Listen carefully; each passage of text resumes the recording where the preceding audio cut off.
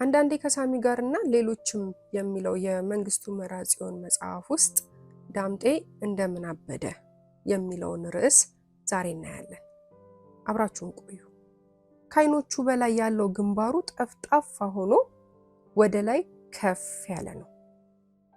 በዚህም ለየት ባለ የግንባሩ ቅርጽ ተማሪው በሙሉ የሚጠራው ሻንጣራስ እያለ ነው። ዳምጤ ይባላል። በእኔና በጓደኞቹ አጠራር ደግሞ ዳምጤ ሻንጣራስ። ትንሹም ትልቁም ተማሪ እንዲህ እያለ ስለሚጠራው አማራጭ ስለሌለው ነው መሰለኝ አይከፋውም፣ ወይም የከፋው አይመስልም። ከጥፍጥፍ ሰፊ ግንባሩ በታች ጉድጓድ ውስጥ እንዳሉ ብዮች የሚመስሉትን ንጹህ አይኖቹን በሐዘኔታ እያቁለጨለጨ ዝም ይላል እንጂ አይጣላም ነበር። ለነገሩ ልጣላስ ቢል ከስንቱ ጋር ይጣላል? ከዛ ወፈ ሰማይ ዱርዬ ተማሪ ጋር ሁሉ ዱላ ገጥሞ ይችላል እንዴ? ድህነት እንደ ሸረሪት ድሩን ካደራባቸው ቤተሰቦቹ ጋር የሚኖረው ዳምጤ ከትምህርት ቤት መልስ ፓስቲ ጠብስና ማታ ላይ ከመብራት ምሰሶ ስር ቁጭ ብሎ ይሸጣል። እህቱ ደግሞ አልፎ አልፎ ቁርቁራ የሚባል ፍሬ በትንሽ የሳልሳ ቆርቆሮ እየሰፈረች ስትሸጥ አያት ነበር። ቁርቁራ ማለት የሆነ የዛፍ ፍሬ ሲሆን ድርቅ ያለና ለአፍንጫ የማይስብ ጠረን ያለው ትላልቅ አተር የሚመስል ፍሬ ነው። ቆላማ በሆኑ አካባቢዎች ይበቅላል። ምኑ ጣፍጦኝ እበላው እንደነበር ባላውቅም በልጅነቴ እስኪ በቃኝ ድረስ ገርድፌዋለሁ። ከዳምጤ ጋር አንድ ትምህርት ቤት ከመማራችንም በላይ የሰፈሪ ልጅ ነው። መኖሪያቸው ከናሰግር ትልቅ ቪላ ጎን አጥሩን ታኮ በጭቃ ጡብ የተሰራ ኤል ሼፕ ቤት ነው። አሁንም ትዝ ይለኛል። 3-4 የሚሆኑ የማንጎ ዛፎች ግቢያቸው ውስጥ ነበር። ግን አንድም ቀን አፍርቶ አይቼው ማወቄን አላስታውስም። እናሰግር ግቢ ውስጥ ያሉት የማንጎና የአቮካዶ ዛፎች ግን ፍሬያቸው ተንጀርግጎ ብዙ ጊዜ ተመልክቻለሁ። እንደውም 1-2 ቀን እነ ዳምጤ ግቢ ውስጥ ሆነን ረጅም አጠና ሽቦ አስረንበት ጥቂት የማንጎ ፍሬዎችን ጎትተን እነ ዳምጤ ግቢ ውስጥ እየጣልን ከዳምጤ ጋር የበላንበትን ጊዜ አሁንም አስታውሰዋለሁ።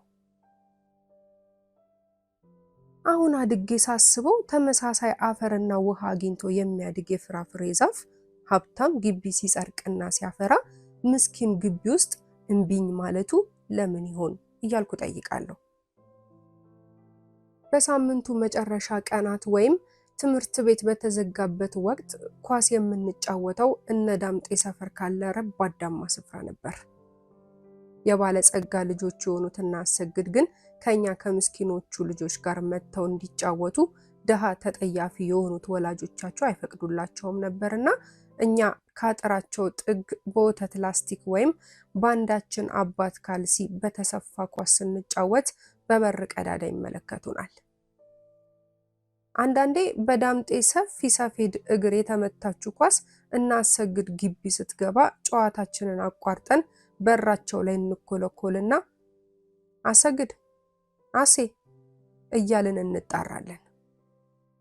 እሱም ከወንድሞቹ ጋር ግቢያቸው ውስጥ ለኛ ህልም በሆነብን የከመነዳሪ ኳስ ሲጫወት ወይም ብስክሌት ሲያሽከረክር ስለሚገኝ ምንም ሳይናገር ኳሱን መልሶ ወደ ውጭ ይወረውርልናል። እኛም እየተጫጫህን ዳምጤን አንተ ሻንጣራስ አስተካክለ ኳሱን ምታ ስንል ወርደንበት ጨዋታችንን እንቀጥላለን። እውነት ለመናገር እና አሰግድ ግቢ ውስጥ እንድትገባ ከሆነችው ኳስ ከ10ሩ 8ቱ በዳምጤ ሰፌድ እግር የተጎነች ነበረች። ከሁላችንም ጉልበታምና ትልቅ እግር የነበረው እሱ ስለነበር የሌሎቻችን ምት ግንብ አጥር አልፎ ግቢ ውስጥ የሚያሻግር አቅም አልነበረውም። በተለይ የኔ ምት ለሌላው ጓደኛዬ ሳቀብል ተቀናቃኝ ሳይገጥመው ከእግሩ ከሚደርሰው የማይደርሱ ይበዛ ነበር። ቀጫጫና አቅመ ቢስ ነበርኩ። የሆነ ሆኖ ብቻ ዳምጤ ቀን እየተማረ ማታ ላይ ፓስቲ እየጠበሰ ልጅነቱ ደግሞ በእኛ ትችትና ስድብ እየተጠበሰ 7ኛ ክፍል ደረስን። ዳምጤ በጣም የሚወደውና ወደፊት እንዲኖረው የሚመኘው ነገር ቢኖር መኪና ሲሆን ወደፊት ገንዘብ ሲኖረው ከዕለት ተዕለት ሜኑ ላይ የሚያስቀረው ምግብ ቢኖር ደግሞ ሽሮ ወጥ ነበር። ስጋ ነፍሱ እስክትጠፋ ድረስ ይወዳል። ወላጆቼ በሚጠሩኝ ቅጽል ስም ቡቹ ሲል ይጠራኝና ወደፊት ምን አይነት መኪና እንደምገዛ ታውቃለህ? እንደና አሰግድ አባት አይነት ማርቼዲስ ይለኛል። እኔም ታዲያ ካፉ ተቀብዬ መርሴዲስ መባል ያለበትን የመኪናዋን መጠሪያ ስም እንደርሱ ማርቼዲስ ብዬ እየጠራው አላውቅም ነበር። አረ ማርቼዲስ እኮ ውድ ነው፣ ቮልስዋገን ነው ርካሽ ስል መልስለታለሁ። ይቃወመኛል። ይሁና ብር ሲኖረኝ እኮ ነው ያልኩ፣ ወደፊት ይላል። አዎ ትገዛለህ እለው ነበር። በእርግጥ ይሄ የመኪና ምኞት ጨዋታችን በጣም ልጆች ሆነን በነበረበት ወቅት ነበር። 7ኛም ክፍል ሆነን ግን ያሰግድ አባትን አሮጌ መርሴዲስ ስታልፍ ባየ ቁጥር ሁሉ ረጅም አንገቱ ላይ የተሳካውን ሞላላ ራሱን እንደ ሉል እያዞረ አንገቱ እስኪሰበር በትንንሽ አይኖቹ ይከተላት ነበር መኪናዋን።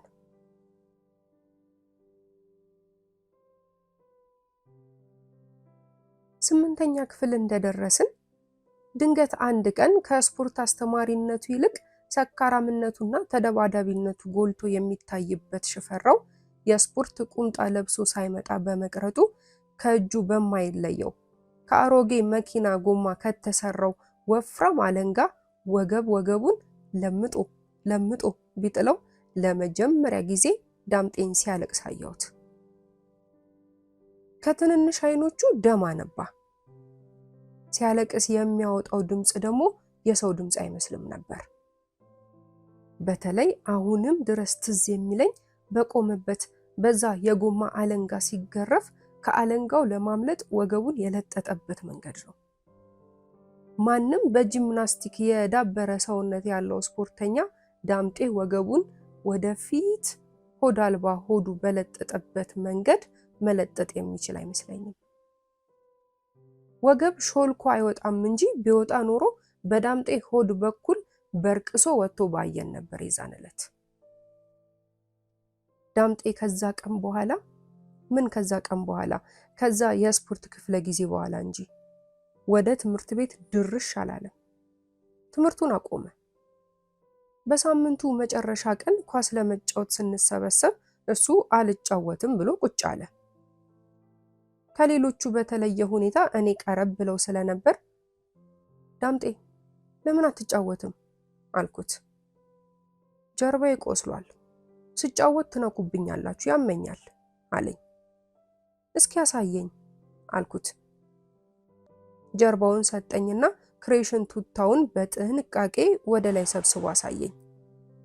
ዘገነነኝ። ትላልቅ ሰንበሮች ቀይ ገላው ላይ ተጋድመዋል። በእርሱ ቦታ በሆን ብዬ አስቤ ስቃይ ታይቶኝ ቀጫጫ ሰውነቴ ይበልጥ በመሸማቀቅ ተሰብስባ ስፒል አከለች። አሁን አድጌ ሳስበው ያ ዱላ ያረፈብኝ እኔ በሆን ኖሮ ያለምንም ማጋነን ሞቼ ነበር። ተጫውተን ስንጨርስ ምሳ ለመብላት ወደ የቤታችን ስንበተን ዳምጤ ከኋላዬ ቡቹ ሲል ጠራኝና ቆም ምስል አፈስ እያለ በቀውላላ ሰውነቱ ቀርቦኝ ስራ እኮ አገኘው አለኝ። ትምህርት ቤት ለምን እንደቀረ ግድም ሳይሰጠኝ ያልጠየቅኩት እኔ ስራ በማግኘቱ ግርም ብሎኝ አረ የት ጠየቅኩት። ላቤን ከግንባሬ ላይ በእጅጌ እየጠረኩ እዚሁ የጋሽ ደባይን ጋሪ መንዳት አለኝ። ትችልበታለህ እንዴ አልኩት። በሁለት ፈረሶች የሚጎተተውን የጋሽ ደባይ የዕቃ መጫኛ ጋሪ እላዩ ላይ ቆሞ ፈረሶቹን በአለንጋ እየገረፈ ልጓም ጨብጦ ሲሄድ በሐሳቤ አይቼ ቅናት ቢጤ ሾጥ እያደረገኝ ምን ያቅታል? አንድ ቀን እኔ ያሳያለሁ፣ ችግር የለም ብለውኛል አለ። አረ እንዳትወርቅ ግን ስል ቀጫጫ ሌባ ጣቴን በማስጠንቀቂያነት አወዛወዝኩት። አረ አልወርቅም፣ ቀላል ነው እኮ ልጓሙን በደንብ መያዝ ነው አለኝ በእጆቹ ልጓም እንደመያዝ እያሳየኝ። አረ ታዲያ ጋሽ ደባይ አንድ ቀን ለምን ወድቀው ተሰበሩ ስል ጠየቅኩት። ከት ብሎ ስቆ ዞር ዞር ብሎ ተገላምጦ አይቶ እሳቸው እኮ ጠጅ ጠጥተው ሰክረው ነበር የዛን ዕለት፣ እኔ ደግሞ ጠጅ አልጠጣም አለኝ። ብቻ ተጠንቀቅ ዋ ብየው ርቦኝ ስለነበር ምሳ ለመብላት ቸኩዬ ወደ ቤት ለመሄድ መራመድ ስጀምር ልትሄድ ነው አለኝ። አዎ ርቦኛል አልኩት። እኔም እኮ ርቦኛል ቁርስ አልበላውም አለኝ። ግባና ብላ ጥየው ሄድኩ። ቆይቼ ብዙ ተራምጄ ድንገት ዞር ስል ባዶ እግሮቹን አሸዋማው መሬት ላይ እንደተከለ ቆሞ ሞላላ ጭንቅላቱ ከሩቅ ታየኝ። በአይኖቹ እየሸኘኝ ነበር። አሁን ሳስበው ያኔ ርቦኝ የሚበላ እንዳለ እርግጠኛ ሆኜ ወደ ቤት መሄዴ እርሱ ምሳውን አይደለም ቁርሱንም ሳይበላ ረሃብ እየሞረሞረው እንዲቆይ የተፈረደበት ምክንያት ምን እንደሆነ እያሰበ እንደነበር ነው የታወቀኝ። እስከዛሬ ድረስ ሁኔታው ልክ ትላንት እንደሆነ ሁሉ ቁልጭ ብሎ ይታየኛል። በቤት ከና አቧራዬ ገብቼ እህል ላይ ለመስፈር ያረኩት ሙከራ ግን በእናቴ ብራቅ ቁጣ ከሸፈ። ሄድና ታጥበ ልብስን ቀይረና አጋሰስ እንዲሆነ ልትበላ ነው? እየተነጫነጭኩ ቧንቧው ወዳለበት ስፍራ አመራው። ራቤ ግን ጸንቶ ነበር። ፊቴንና እጆቼን ታጥቤ እስክጨርስ ድረስ የነበረው ጊዜ የዓመት ያህል ረዘመብኝ። ግን እንደ ዳምጤ ቁርሴን በልቼ ያልነበረ ቢሆን ኖሮ እንዴት ሆን ነበር?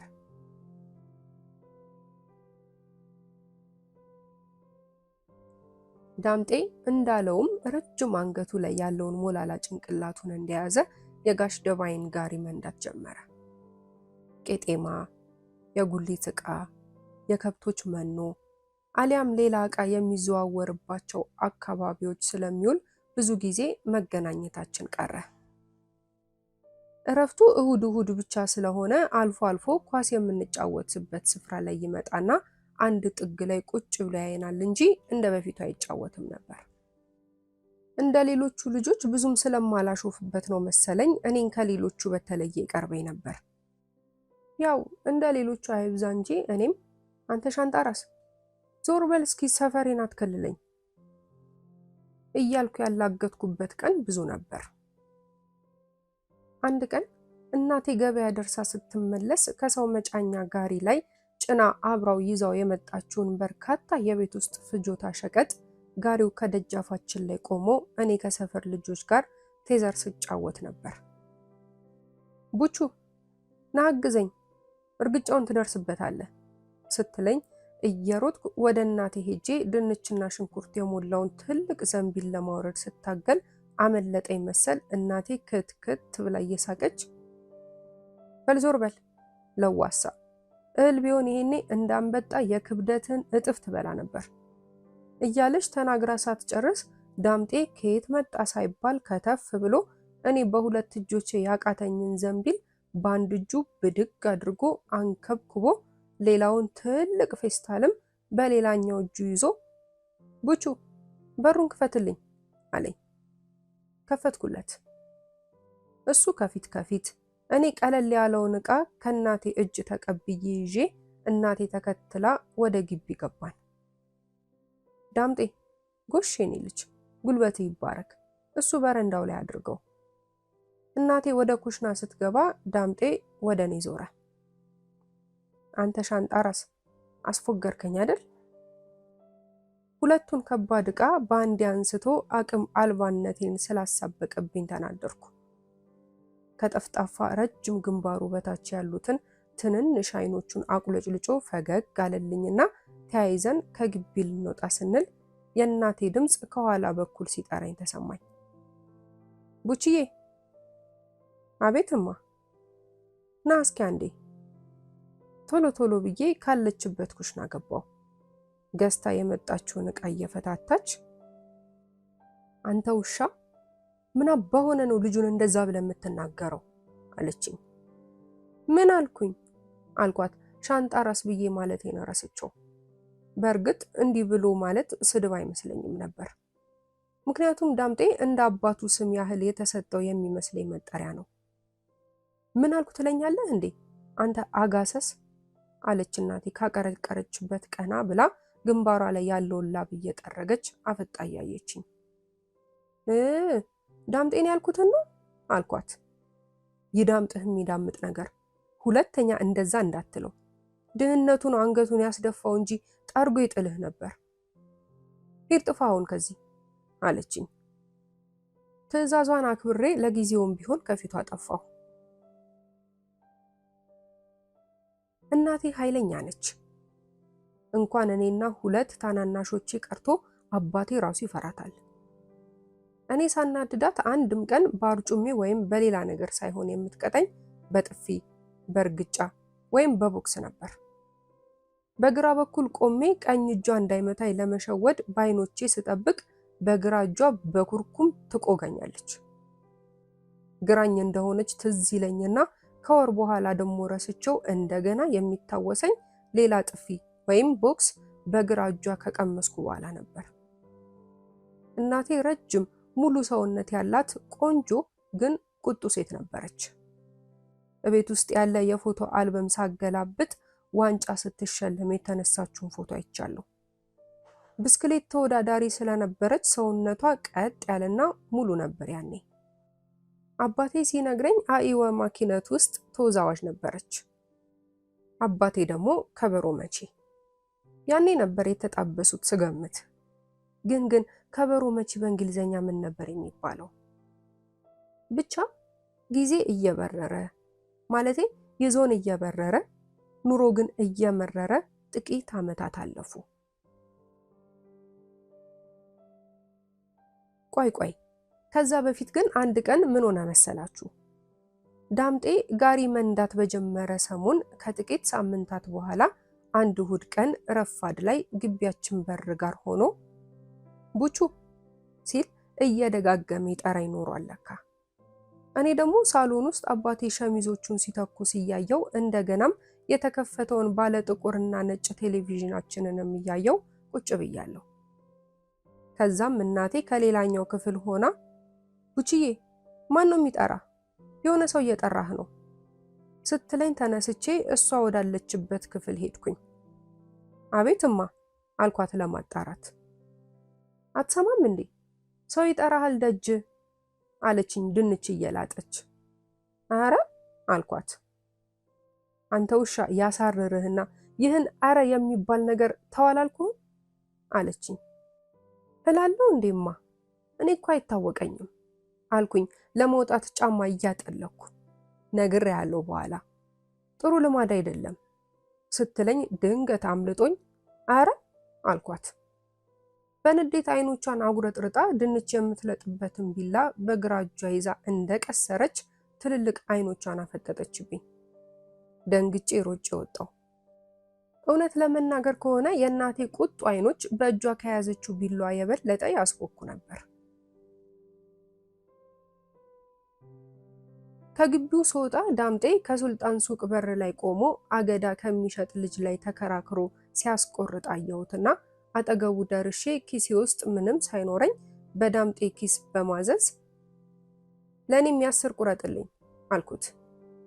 ቆራጩም ሂሳብ ቅድሚያ በሚል አኳኋን እጁን ወደ እኔ ዘረጋ።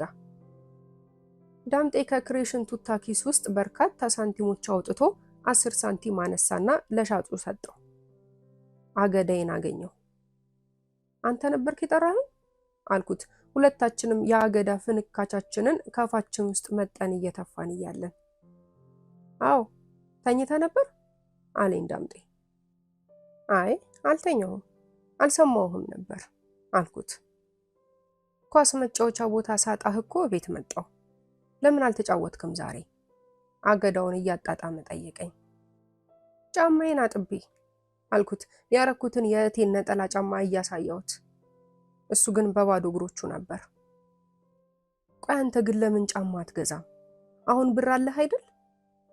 ከቆምንበት ሆነን የመጨረሻዋን ስንጣሪ አገዳ ካፌ አድርጌ አኝኬ ፈሳሹን እየጨመኩ ጠየኩት። ባክህ የሚበቃኝ ጫማ የለም አለና በአገዳ ፈሳሽ የረጠበ እጁን በእጁ አደራረቀ። ና እኛ ቤት እንሂድ አለኝ። ምን እናደርጋለን? እና አባባ የሉም እንዴ አልኩት። ምክንያቱም እነ ዳምጤ ቤት የምንሄድበት ምክንያት አንድ ብቻ ነበር። እሱም አባትና እናቱ ሳይኖሩ ከናሰግድ ግቢ ካዝሜሮ ወይም ማንጎ ለመስረቅ በአጥር ተንጠልጥለን ወይም ረጅም አጠና ላይ ሽቦ አስረን። አይ አሉ፣ እኛ ቤት ስጋው ተሰርቷል።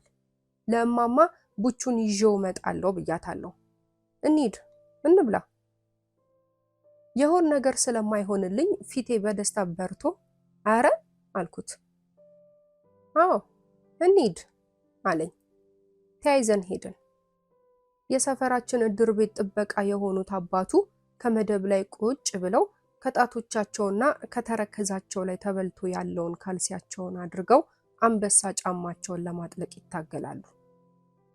ስንገባ ኖር ኖር ወጣቶች፣ ወጣት የነብር ጣት ሲሉ ቀልደው ተነስተው ከዘራቸውን አነሱ ሊወጡ። የዳምጤ እናት ብቅ ብለው ባለቤታቸውን የት ሄዱ አንቱ? ቡና ላፈላ እኮ ነው አሉ። ረሳሹ እንዴ? የእድር ዕቃ እቀበላለሁ።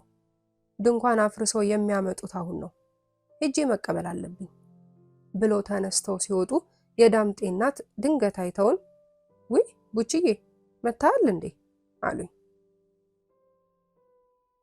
ትንሽ ዘግይቶ በትልቅ አበባማ ትሪ ላይ ጥቁር ወፋፍራም እንጀራ ዘርግተው በአሮጌ ብረት ድስት የተሰራውን ወጥ እንዳለ አመጡና ጨልፈው አውጥተው ድስቱን እዛው ትተው ትንሽዬ ጉርሻ ወደ አፋቸው አድርገው ቀመሱልን። በሉ ብሉ ብለውን ወደ ጓዳ ተመለሱ። በትልልቁ የተቆራረጠ ስጋ ያለበትን ቀይ ወጥ በወፍራሙ እንጀራ እየጠቀለልን ወረድንበት። እውነት ለመናገር እንደዛ አይነት የሚጣፍጥ ወጥ ፈጽሞ በልቼ አላውቅም። የእንጀራው አወፋፈር ደግሞ ለጉድ ነበር። ምን አለበት የኛ ቤት እንጀራ እንዲህ ወፍራም ቢሆን። የዳምጤ እናት እንጀራ ጨመሩልን። ወጡን ዳምጤ እየዛቀ አወጣ። ነፈን ነፈን። ከዛን ጊዜ በኋላ እንደነገረኝ ከሆነ ዳምጤ ሁል ጊዜ እሁድ እሁድ ስጋ ይገዛል። ከቀበሌው ክበብ ካለ ስጋ ቤት ተመድቦ የሚሸጡ ቅንጥብጣቢ ነው ታዲያ የሚገዛው። አራቱን መደብ በ6 ብር ይገዛና የስጋ አምሮቱን ያስታግሳል። የዛን ዕለት ቤታቸው ወስዶ የጋበዘኝ ስጋ በጣም ስለሚወድ የሚወደውን ነገር ሲያገኝ ለሚወደኝ ለኔ ማካፈል ፈልጎ እንደሆነ የገባኝ ከብዙ ዓመታት በኋላ እጅግ ዘግይቶ ነበር። ያኔ ከደሃ ጎጃቸው ውስጥ ያለ ስስት ቀርቦልን በፍቅር የተመገብነው ቀይ የስጋ ወጥ ጣዕም እስከ ዛሬ ድረስ አፌ ላይ አለ። ብቻ ምን አለፋችሁ ጣፋጭ የልጅነትና የጉርምስና ዘመናችን ሸሽቶን ኑሮ የሚባል ነገር ውሏችንን አራምባና ቆቦ አድርጎ ታለያየን። ከዳምጤ ጋርም እየተራራቅን መጣን። 8ኛ ክፍል ሚኒስትሪ ከተፈተንኩ በኋላ ወደ 9ኛ ክፍል ሲሸጋገር ከሰፈሬ ራቅ ያለ ትምህርት ቤት ተመደብኩና ዝላይን ትቼ የማልወደውን ትምህርት ላይ በቁጧ እናቴ ጫና ተጣበቅኩ። ዳምጤም ጋሪ መንዳቱን ትቶ ቤታቸው ደጅ ላይ ከሰል መሸጥ ጀመረ። የኳስ ጨዋታ ቡድናችንም በመበተኑ ብዙዎቻችን አድገን ኳስ ከማንከባለል አልፈን የሰፈር ቆነጃጅትን ማባረር በመጀመራችን ተራራቀን። በእርግጥ አልፎ አልፎ ዳምጤን በሰፈራቸው በኩል እግር ጥሎኝ ሳልፍ ከሰል ከሚቸረችርበት በራቸው ላይ ጥቂት አውርቼው አልፍ ነበር። ቀስ በቀስ ዳምጤ ራሱን ከሰሉን እየመሰለ እየጠቆረ መጣ። ሁሌ የሚለብሰው ልብስም በከሰሉ ጥቁረት እየተበላሸ ዳምጤን ከከሰል ጆንያው መለየት የማይቻልበት ደረጃ ላይ ተደረሰ። አንድ ቀን ምን ሆነ ታዲያ? የሰፈራችን ጉልበተኛ ዋናው ስሙን ባላውቀውም ቅጽል ስሙ እዩቲ የሚባለው ብረት ሲገፋ ውሎ ሻሜታ ሲጠጣ የሚያመሻው ወጠምሻ ግማሽ ጆንያ ከሰል ከዳምጤ ላይ ይወስድና ወደ ቤቱ በጋሪ ልኮ አልከፍልም ይለዋል። ክፈለኝ፣ አልከፍልም፣ ክፈለኝ፣ አልከፍልም። ጸቡ ይከራል። የብዙዎቻችን የዓመታት ተረብ ንቀትና ማንጓጠጥ ሲችል የኖረው ዳምጤ ላቡ በጥጋበኛ ሲነጠቅ መታገስ ግን አልቻለም ነበር። ይያያዛሉ። የዘመናት ብሶት በውስጡ የተከማቸበት ዳምጤን የሚችለው ጠፋ። ያ ጥጋበኛ ወጠምሻ እንደ ነብር ተጣብቆበት በሰፋፊ እጆቹም በጥፍሩም በጥርሱም ተለተለው። ጉልቤው እዩቲ በድረሱልኝ ጮኸ። ገላጋይ ገባ። ግስላ የሆነውን ዳምጤን ግን ከዛ ወጠምሻ ላይ የሚያላቅቀው ወንድ ጠፋ። በቃ ምን አለፋችሁ ተለተለው። ለካስ ሲበቃና ትግስ ሲያልቅ ድመትም ነብር ይሆናል። ፖሊስ መጣ። ዳምጤ ታሰረ። ያው ደሃ ዋስ ጠበቃ የለውምና 2 ዓመታትን ያህል በወህኒ አሳልፎ ተፈታ ዳምጤ። ከዛ በኋላ ዳምጤን ሻንጣራስ እያለ የሚሳደብ ጠፋ። ትግስቱ አልቆ በፈጠረው አምባጓሮ ምክንያት ስድብና ማንጓጠጥን ከላዩ ላይ አሽቀንጥሮ የጣለው ዳምጤ ከመንደርተኛውና ከጓደኞቹ ሌላ የከፋ ህመም የሚያስይዝ ስም በሾሹክታ ተሰጠው። በጨጨ የሚል አበደ ለማለት ነው። ሰው ፈራውና ሸሸው። አልፎ አልፎ ብቻ ሱልጣን የሱቅ ዕቃ ሲመጣ እንዲያወርድ ይፈቅድለትና ጥቂት ብር ይሰጠዋል። በዛች ብር ጫት ገዝቶ ይቀማል። ካጣ ገረባም ቢሆን አይምርም ነበር። ቀስ በቀስ ጠጅም ለመደ። የዋ ገራምና ቻይ የነበረው ምስኪኑ ዳምጤ እብድ ተብሎ የሚፈራ ወጣት ሆነ። እኔን ግን ባገኘኝ ቁጥር ሁሉ ፈገግ ይልና በፍቅር ሰላም ይለኛል። ታዲያ በአንድ ቀን ምሽት ላይ ወደ ቤት ልገባ በር ስቆረቁር ዳምጤ ከኋላ ይጠራኝ። ቡችዬ አለኝ። ወይ ዳምጤ አልኩት የተከፈተልኝን በር ችላ ብዬ። እኔ ምልህ አለኝ አፍ ውስጥ ጫት እያላመጠ። ዞር ዞር ብሎ ተገላምጦ እኔ ምልህ ቡችዬ ሳቷሽ ንገረኝ አብጃለሁ እንዴ አለኝ። ሆዴን ይዤ ፍርፍር ብዬ ስቄ ቆየሽ እኮ ዳምጤ ቆየሽ እኮ ከበጨጭሽ አልኩት። እጆቹን እያፋተገ በሐዘኔታ ሲያየኝ ጊዜ ቻው ብዬው ወደ ግቢ ገብቼ በሩን ከኋላ የዘጋውበት። አሁን አድጌ ሳስበው መንደርተኛው ዳምጤ አብዷል ብሎ የሚለውን ዳምጤ ግን ሊቀበለው ያልፈለገውን ነገር የሚወደኝ እኔን ጠይቆ ጤነኛ መሆኑን እንድነግረው ሲሻ እኔ ግን በምትኩ ጤነኛውን ልጅ እብድ ነህ ብዬ በፊርማዬ ያረጋገጥኩለት ያህል የሀፍረትና የሐዘን ስሜት ይወረኛል። አሁን የት እንደሄደ ባላውቅም ጥፍት ይል ይከርምና ድንገት ደግሞ እንደ በጋ ዝናብ ይከሰታል። ከጠፍጣፋ ግንባሩ በላይ ያለውን ፀጉር መቆረጥ ካቆመ ዘመናት አልፈው ስለነበር ራሱን መጣሉን ያሳብቅበት ነበር። መጫሚያ የማያውቃቸው ሰፋፊ እግሮቹ ውሃ አይቷቸው የሚያውቁ አይመስሉም። ከሱልጣን ሱቅ ጎን ጋሽ ታምራት ግቢያቸውን ግንብ ሊያጥሩበት አስመጥተው ካስገለበጡት 2 መኪና ድንጋይ ክምር ከአንዱ ጠፍጣፋው ላይ ተጎልቶ ፀሐይ ይሞቃል። አረ መሞቅ ብቻ አይደለም፣ ሰፈር ውስጥ ካለ ከሰዓት በኋላም ቁልቁል ከገነነችው ጠራራ ፀሐይ ስርም ሆኖ ከስር በሞቀው ድንጋይ እየተጠበሰ ረጅም ሰዓት ይቆይና ከቅርብ ጊዜ ጀምሮ የማይለየውን የሆነ ዘባተሎ ቆሻሻ አንሶላ ነገር ትከሻው ላይ ጣል አድርጎ ዘርፉን መሬት ላይ እየጎተተ የሆነ ነገር ድምጹን ጮክ አድርጎ እየለፈለፈ ወደ ቤታቸው ይሄዳል። አቅምም ተስፋም የሌላቸው ድህነት አጥንታቸው ድረስ ዘልቆ የገባው ቤተሰቦቹ ወደ ቤት ሲመጣ የሚበላ ካለ ይሰጡታል እንጂ ውሎና ዳሩን መከታተል ካቆሙ ሰንብተዋል። ሁሌም የሚገርመኝ ነገር የእህቱ የሂሩት ቁንጅናና ውፍረት ነበር። ምሽት ላይ ወይም በሳምንቱ የመጨረሻ ቀናት ረፋድ ላይ የቁርቁራ ፍሬ፣ ቲማቲም ወይም ሽንኩርት ከደጃፋቸው ካለ የመብራት ምሰሶ ስር ይዛ ተቀምጣ ለመኖር የምትፍገመገም የነበረችው ታላቅ እህቱ ሂሩት ሰውነቷን ሲያዩ ደልቷት በምቾት የምትኖር የዲታ ልጅ እንጂ ድህነት ከደቆሳቸው ወላጆች ተገኝታ ከዘመመ የጭቃ ጎጆ ውስጥ ምቾት አልባ መደብ ላይ ተኝታ የምታደር ሴት አትመስልም ነበር። ሂሩት አጠር ያለች ግድንግድ ቆንጅዬ ወጣት ነበረች ያኔ። ጥርት ያሉት አይኖቿ የዳምጤን ቢመስሉም ሌላ ነገራቸው ግን ምንም አይቀራረብም ነበር። ሂሩት እናቷን ነው የምትመስለው። መከራ ያጠለሸውን የሂሩትን እናት ፊት ትክ ብለው ሲያስተውሉት የዘመናት ድህነት ደቁሶ ከቀየረው መልካቸው ውስጥ ሩቅ ተሸሽጋ ቆንጅየዋ ሂሩት ትታያለች። አንዳች ነገር መጥቶ ህይወቷን ካልቀየረ በቀር የወላጆቿን ድህነት ወርሳ እድሏ እንደ እናቷ በየድግስ ቤት የጠላ ሻሮ ቆይ ካረጋት ከ20 ዓመታት በኋላ ሂሩት ያሁኑን የእናቷን መልክ መምሰሏ ሐቅ ነው።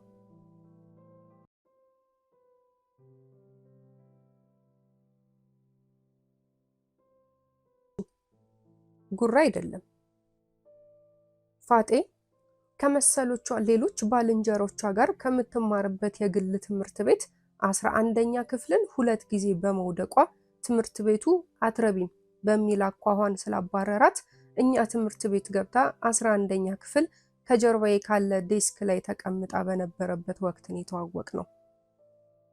ፋጤ ጠይም፣ ቀጠን ያለች፣ ሾጠጥ ያለ ፊት ያላት፣ የሚያማምሩ መልካም ጠረን ያላቸው ሸሚዞችን መልበስ የምትወድ ልጅ ነበረች። ብዙ ጊዜ ምርጫዋ ጨርቅ ሱሪ ነው። እንደ ሴት ቀሚስ ለብሳ ያዩዋት በጣም የተወሰነ ቀን ነበር። ከትምህርት ቤት ሰዓት በኋላና በሰንበት ቀናት ጥናት በሚል ሰበብ ከምንገናኘው ግሩፕ መካከል አንዷ ነበረች። ከፋጤ ከሁሉ ነገሯ እስካሁን ትዝ የሚለኝ የሚያምር ድምጿ ነበር። በተለይ ወላሂ ብላ ስትምል ከጉሮሮዋ ውስጥ የሚጣፍጥ ድምፅ ማፍለቅ ስትችልበት። ፋጤ ደፋርና ግልጽ ነበረች። ደግነቷም እጅግ የበዛ ነበር። በተለይ ጥናት ጨርሰን ልንለያይ ስንል ከአንድ ግሮሰሪ ውስጥ ወስደን ለሁላችንም የቻልነውን ያህል ቦምቦሊኖና ጭማቂ ብዙ ጊዜ ጋብዛን ቀያይ 10 ብሮች ከሱሪ ኪሷ ውስጥ እያወጣች ከፍላ አጥግባን ታውቃለች። እውነት ለመናገር እንደዛ የበዙ ቀያይ 10 ብሮች ወላጆቼ እንኳን ይዘው አለማየቴ ሁሌም ያስገርመኝ ነበር። አንድ ቀለታ በቃሉ የሚባል አንድ የጥናት ግሩፓችን አባል የሆነ ልጅ ጎን ለጎን ቁጭ ብለን ቦምቦሊኖ እየበላን ጭማቂ ስንጠጣ አንተ እቺ ልጅ ግን ብር ከየት እያመጣች ነው? ከአባቷ ስር እየሰረቀች ነው እንዴ? ስል ብጠይቀው ከብርጭቆ ቂጥ ስር ረግቶ የቀረውን የፓፓዬ ጭማቂ በሾርባ ማንኪያ እየጠረገ ወደ አፉ አድርጎ እኛ ምን አገባን ከየትም ታምጣው ብሎኝ የቦምቦሊኖን ፍርፋሪ ከሹራቡ ላይ ይጠርግ ጀመር። አይ ብሩ ያልቅም ወይ ብዬ እኮ ነው አልኩት። ያንዳንድ ሰው ብር የቀረበለት ሁለተኛ ብርጭቆ ውስጥ ቁራጩ ሎሚ እየጨመቀ ቀጠለ። ያንዳንድ ሰው ብር አያልቅም መሰለኝ። አድጌ ሳስበው እውነትም ያንዳንድ ሰው ብር እንደገናም ያንዳንድ ሰው መከራ አያልቅም። ብቻ 12ኛ ክፍል እንደገባን ከአንድ 2 ወራት በኋላ ፋጤ ይበልጥ እየቀረበችኝ መጣችና አንድ ቀን ለብቻዬ ጠርታ ቆይ ግን አይገባህም እንዴ አለችኝ። ምኑ? እንደምወደኗ? ሃይ ማለት እንዴት አልኳት አፍንጫዬ ስር እያላበኝ። ላጠና መሰለህ እንዴ የምመጣው? እኔ ትምህርት አልወድም። እኔ አንተን ነው የምወደው። ኮስተር ብላ እጆቿን እንዳጣመረች አፈጠጠችብኝ። መልስ አልሰጠዋትም። ቆይ ፍቅር ይዞ አያውቅም ጠየቀችኝ። አንገቴን ነቅድቄ እንደማያውቅ ነገርኳት። ፊቷ በደስታ በርቶ እስኪ ወላሂ በል። ምን እንደነካኝ አላውቅም። በራሷ አማማል ማልኩላት። ወላሂ ወይኔ ደስ ሲል በአላህ። ገልመጥ ገልመጥ ብላ ዙሪያዋን አየችና አቅፋ ምጥጥ አርጋ ሳመችኝ። መላ ሰውነቴን ነዝሮኝ ጥያት ሄድኩ። በእናቴ ጥብቅ ቁጥጥርና ክትትል የተነሳ ትምህርት ጎብዤ ስለነበር ከመጽሐፎቼ ጋር በመውደድ ከንፌ ነበርና ስጋና ደም ያለው የፋጤ ፍቅር እየጀመረኝ ሲመጣ የባህሪ ለውጤን የተመለከተችው እናቴ የትላልቅ አይኖቿን ዙም አጥብባ ሙሉ ትኩረቷን ወደ እኔ ላይ ያደረገች። አንድ ቀን እራት እየበላን እያለን አንተ ውሻ ምን አባውነ ነው ሰሞኑን ስታነብ የማላይ? ማትሪክን ከማለፍ ውጪ ሌላ ከድህነት ልታመልጥ የምትችልበት መንገድ ያለ እንዳይመስልህ ዋ አለችኝ አይኖቿን አጉረጥርጣ። እናቴን በጣም እንደምፈራት ባውቅም በጣም እንደምወዳትም የገባኝ የዛን ቀን ምሽት ነበር።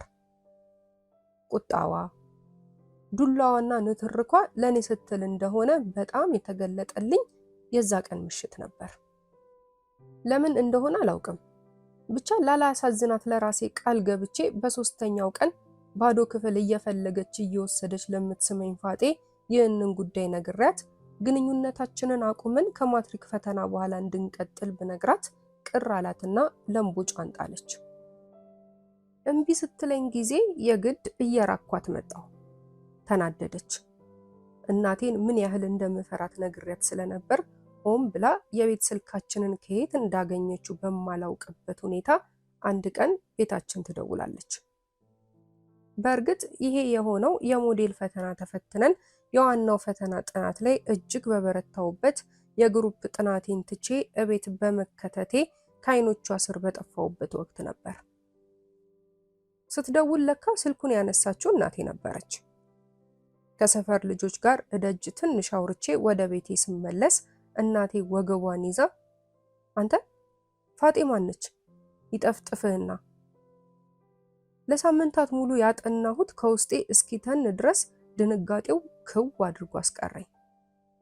መልስ ለመስጠት ስንተባተብ ከሰፈራችን ከአንደኛው ጥግ ኃይለኛ ጩኸት ሲሰማ እኔም እናቴም ተያይተን እኔ እየሮጥኩና እናቴ ቶሎ ቶሎ እየተራመደች የግቢውን በር ከፍተን ወጣን። ሰው ሁሉ ወደ እነ ዳምጤ ቤት አቅጣጫ ይሮጣል። እናቴ እዛው ስትቀር እኔ እየበረርኩ ሄድኩ። የነ ዳምጤ የደሃ ግቢ በሰው ተወሯል። ወተት ወተት አምጡ ወተት ይላል ብዙ ሰው። ሰውን ተጋፍቼ ወደ ውስጥ ዘለኩ። ዳምጤ ጎስቋላ ገላውን በአዳፋ ጨርቅ ውስጥ እንደከተተ ከቤታቸው አፈር ወለል ላይ ራሱን ስቶ በረጅም ቁመናው ተንጋሏል። እህቱ ሂሩት እጇን እያርገበገበች ተንሰፍስፋ ታለቅሳለች። ወንድሜን ወንድሜን ትጮሃለች። ምስኪኑ ወንድሜ ዳምጤ። ሁለት ሰዎች አንገቱን ቀና አድርገው በአፉ ወተት ይግቱታል። ክፍሉም ጨለም እያለ ስለመጣ አንድ ሰው እስኪ መብራት አብሩ አለ። ተንደርድሬ ሄጄ ማብሪያና ማጥፊያውን ስጫነው አምፖሉ ሊበራ አልቻለም ነበር። በለቅሷ ውስጥ ሆና ሂሩት መብራት ተቆርጧል፣ ሳምንት ሆኖታል ስትል እያለቀሰች ከጓዳ ውስጥ ቁራጭ ሻማ ይዛ ስትመጣ አንደኛው ጎረቤታቸው ከኪሱ ክብሪት አውጥቶ ለኮሰው። ዳምጤ ማስመለስ ጀመረ። ኡፍ አልኩ ነፍሱ መትረፏን አውቄ። ዳምጤ የጠጣው መርዝ ሽታ ክፍሉን በክሎታል።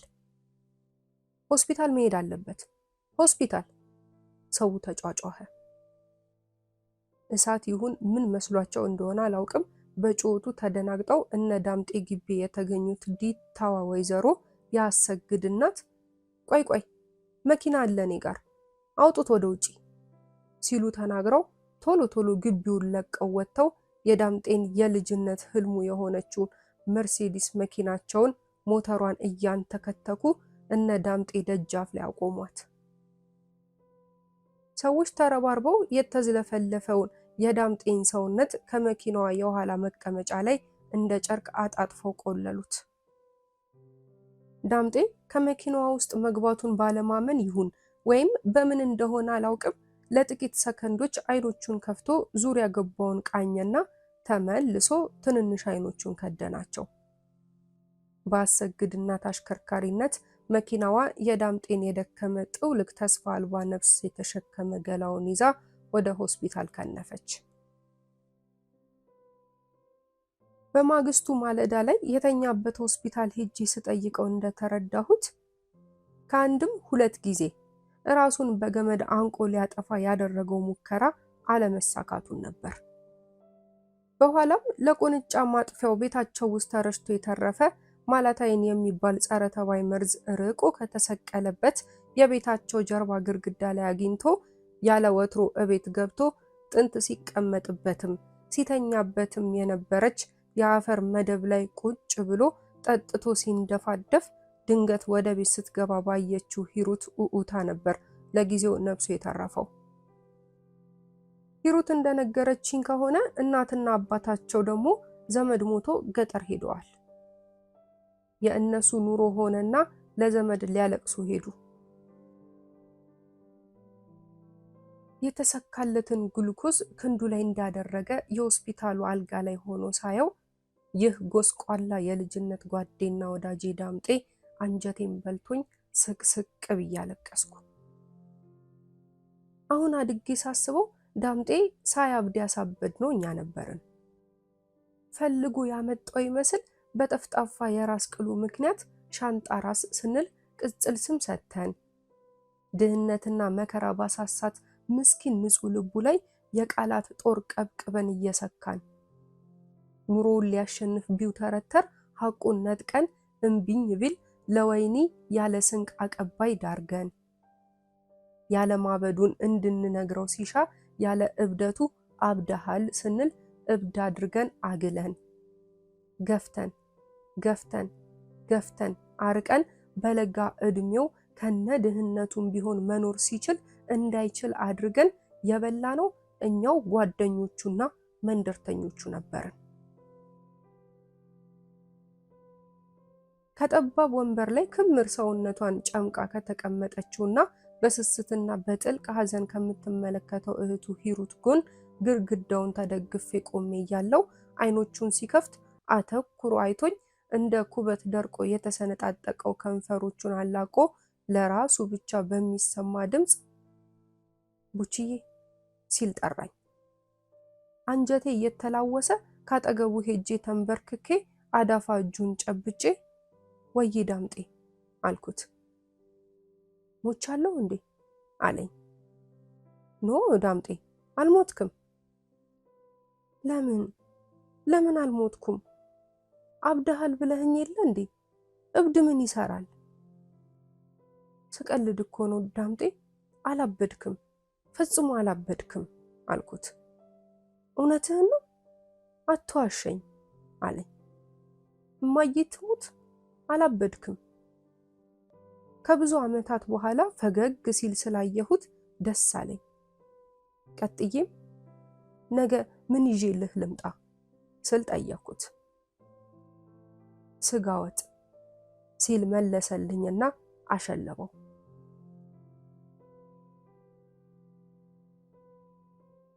በማግስቱ ምሳ ሰዓት ላይ ምግብ ይዤለት እንደምመጣ ለሂሩት ነግሬያት ልወጣ ስል መልሳ አንጀቱ በጣም ተጎድቷል ብሏል ዶክተሩ፣ መብላት የሚችል አይመስለኝም አለችኝ።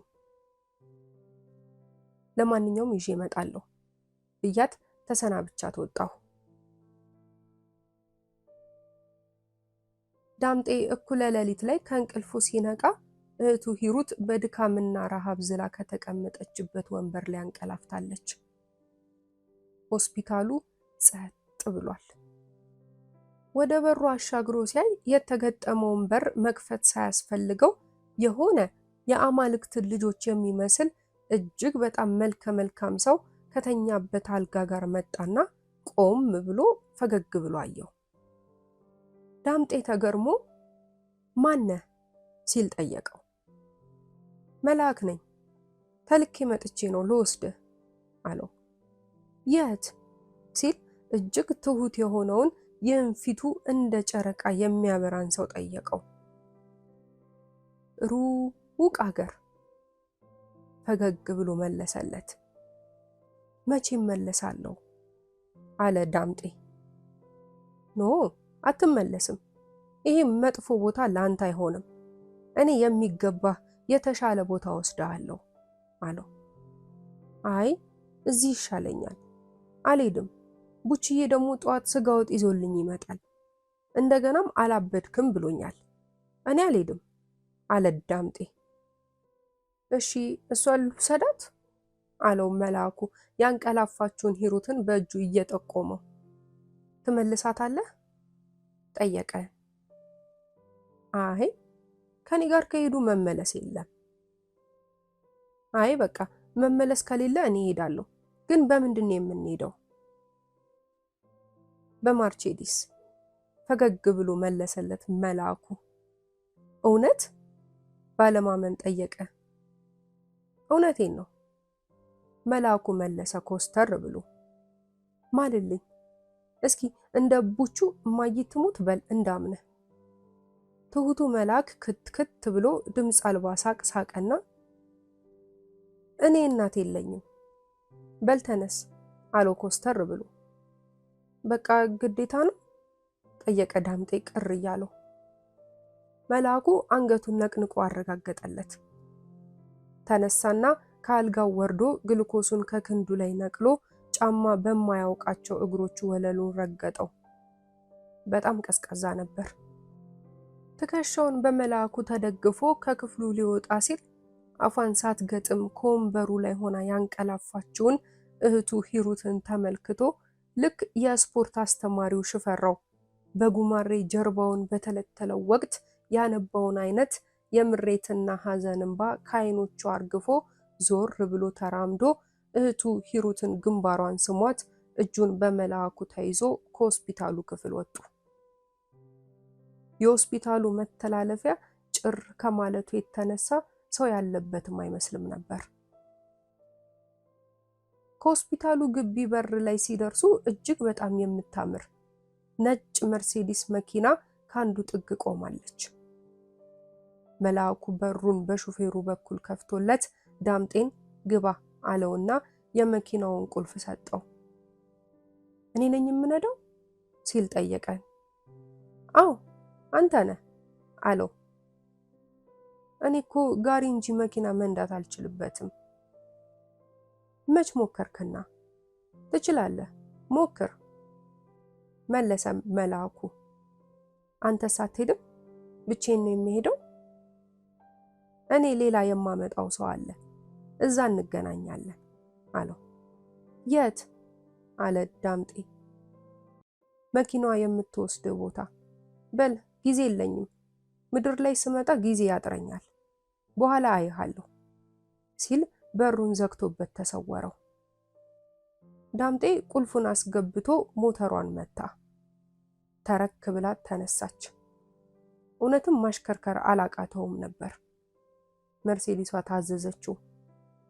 ጎዳናውን ተከትሎ በፍጥነት ያከንፋት ጀመር። ከፍጥነቷ ብዛት የተነሳ መርሴዲሷ እንደ ንስር ክንፍ አወጣች። ከፍ ከፍ ከፍ ብላ ጥቁሩን ደመና ጥሳ ወደ ትልቋ ጨረቃ እምብርት ወደ ላይ ተመነጨቀች፣ በረረች። በመጨረሻም ከጨረቃዋ ብርሃን ማዕፀን ውስጥ ገብታ ከሰመች። የጧት ተረኛው ነርስ ዳምጤ ወደ ተኛበት ክፍል ሲገባ እህቱ ሂሩት ከወንበሩ ላይ ሆና አፏን ከፍታን የተኛችው። ምስኪኑ ዳምጤ ደግሞ